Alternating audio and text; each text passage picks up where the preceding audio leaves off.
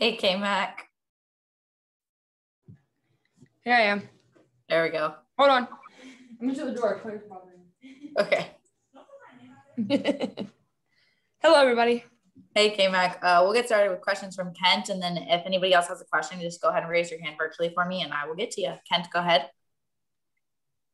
News today that Leisha is going to be with you guys for the rest of the season. I was wondering if you could just talk about, what you think, they brought to the team more than anything else, and why it was such a good fit right from the get-go.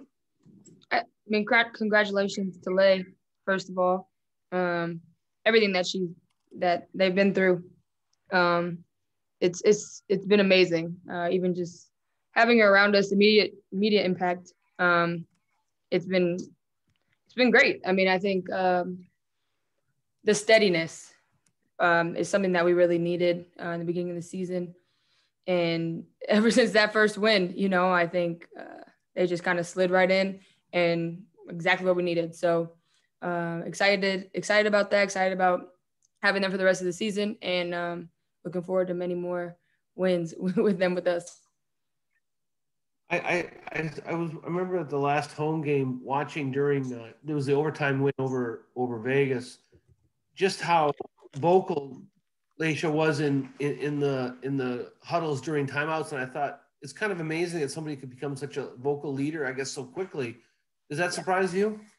No, not really. I mean, Lay's a vet, and seeing a lot of parts of this league, a lot of different teams, a lot of different scenarios, USA basketball, overseas. She has a lot of experience, and I think that she was kind of able just to kind of figure their way out and maneuver through that.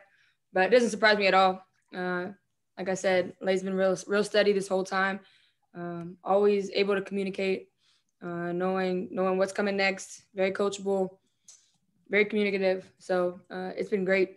It doesn't surprise me at all. The steadiness, especially these last two games, making big shots, making plays at the right time. And it's been really easy to play with her.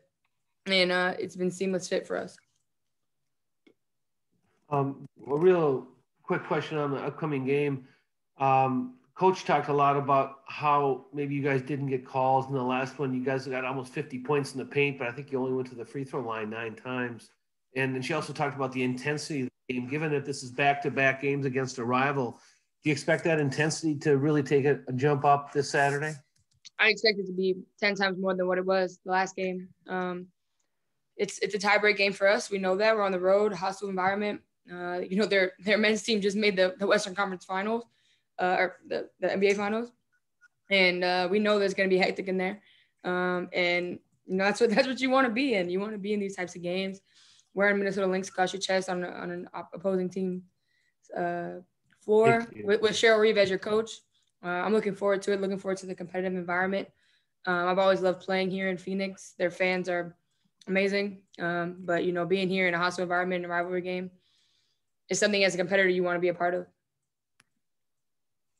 Danny, go ahead. Building off of that a little bit, obviously you had a great game last time out against the Mercury. How do you kind of respond to any adjustments they might make to limit you a little bit more offensively? Just continue to be aggressive in the right ways, not trying to do too much, take what the defense gives me. It's about getting the dub really at this point. Like I said, we're trying to collect our chip. I know that they're going to be a little bit more aggressive. They might switch up the personnel, who they're going to guard between me and Fee, Didi, and just kind of taking advantage where I can, getting the easy ones in transition, being aggressive, being engaged on both ends, not really worrying about what happened before that game's over. I can't do anything about it.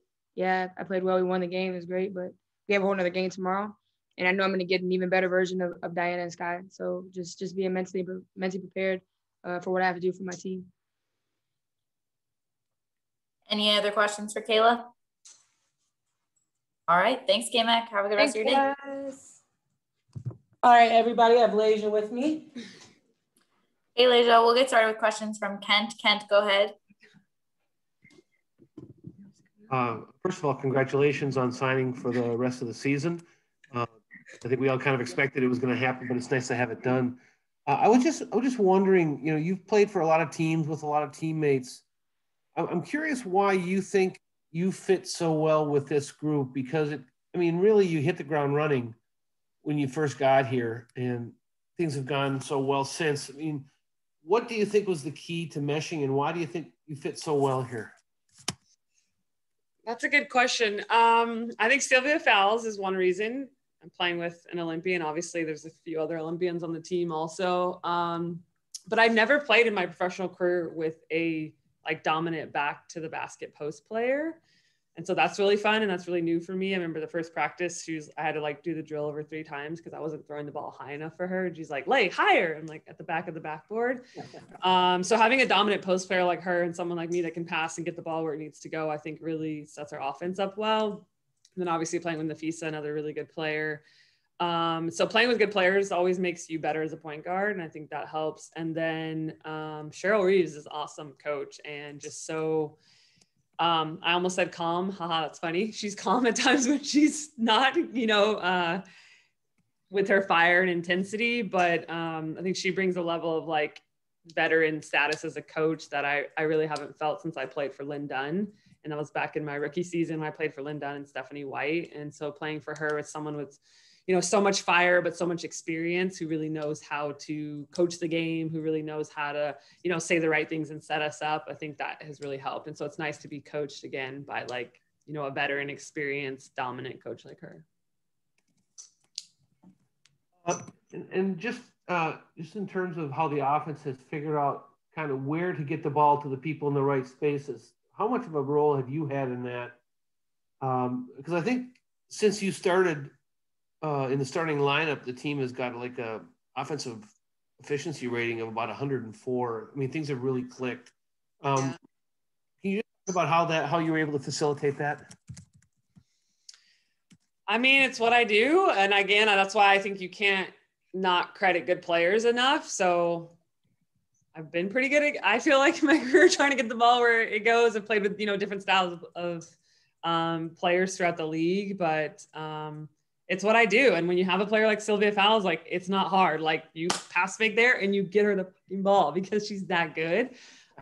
So it's a lot of just my skill set. That's what I'm really good at. I'm good at punching the gaps, when people can try and play these different defenses and sag off and do different things. But that's just a part of my skill set. And I think that's what you're maybe seeing shine as a veteran player now who's on a pretty good, stable team, well coached. That skill set, I think, is just starting to shine a lot. And so I'm really happy it's finally showing to this level.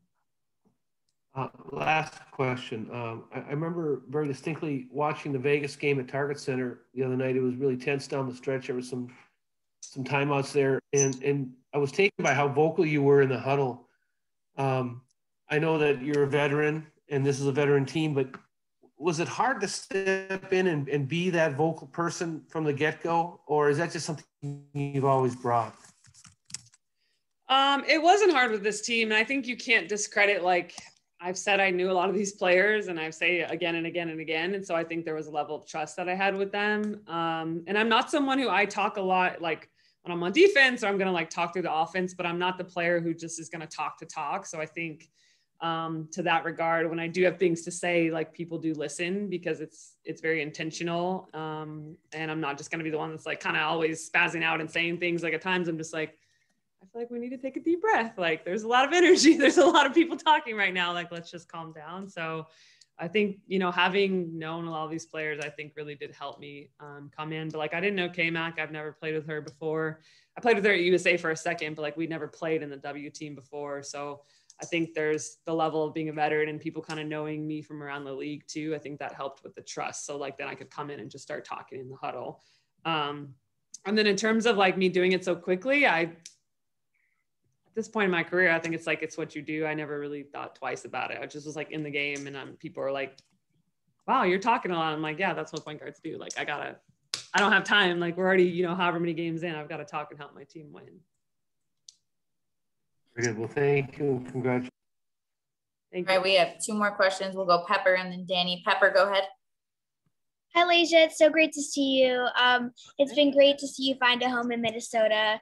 So after, the article about you in Sports Illustrated and a lot of the publicity you're getting right now, and everything you stand for, just getting out there and your story getting out there, what kind of impact do you hope your story is having on anyone and everyone? I hope it has a lot of impact. One thing, I hope it helps people who, identify with any of all of my identities. I hope it helps them feel, a little less alone, a lot more proud to be who they are and know that like they can be successful, that there's someone out there like them that's, living and thriving. And so I really hope that for like the queer community and the trans and non-binary community. And then I hope it educates people. Like, I think that's what a lot of my story does. I've seen a lot of messages from people that have said, my grandma or this person or that person, has learned something new. And so I hope that vulnerability that I've showed has helped someone to like know something they didn't know. So, that trans or queer person in their life can be a little more positively impacted. Thank you so much. All right, we'll go last question to Danny. Danny, go ahead. Hey, Lay. Well, first of all, responding to that last thing you said, it has, and thank you for that. It had a lot of impact on me. But yeah, my question is just obviously coming off a 3-game win streak, there's a lot that's been going well for the Lynx these last few games. What can you build off heading into the game against the Mercury and the rest of the season?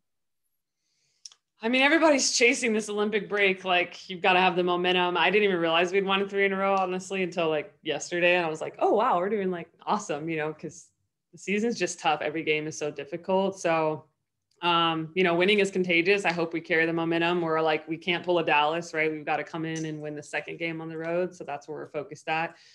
Just every single moment and game. And then we know, like in our last, I think Cheryl was giving a stat about our last, 10 games, how good our offensive rating is. And we're still turning the ball over and giving like 20 points off of turnovers. So we've been, I think, one of the top 3 teams, and how much better we could be, 1 or 2, if I stopped turning the ball over like the last game. So looking forward to how much we can still improve with how well we're playing, because I think that last game, it's not like, still dropped 40 and I had a career high and people were playing at this tremendous, out of body style of play, and we still won the game because we were gritty and we found a way to win. And I think that's what we're looking forward to, and how we can keep building and then stay in the moment, because you lose 2 games, you drop to 10th, you win 2 games, you can bump up. So that's all we really got is the moment.